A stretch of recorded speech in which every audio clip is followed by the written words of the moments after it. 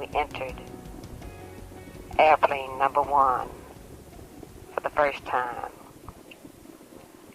There was a TV set on. The commentator was saying, Lyndon B. Johnson, now President of the United States. And there, in the very narrow confines of the plane,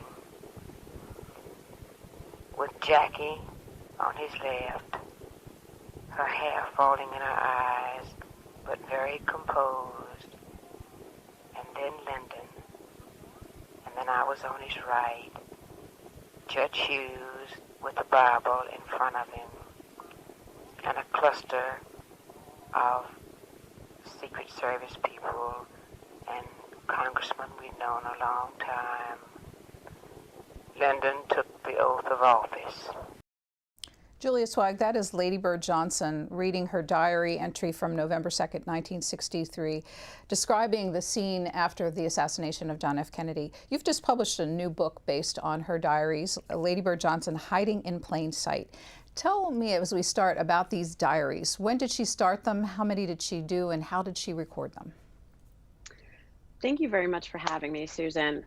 Lady Bird Johnson began, as we heard, her very first diary entry recording her experience of the assassination on November 22nd, 1963 of John F. Kennedy. And she made this recording that we've just heard 8 days after the assassination. She began with that moment, and she continued throughout the Johnson presidency until the very end of January 1969, after Nixon was inaugurated, until the 31st of that month. Her recordings, and as we say, she's dictating from a variety of sources that she's arrayed in front of her, that she's synthesizing and telling her story from. So in a way, this is her first draft of history.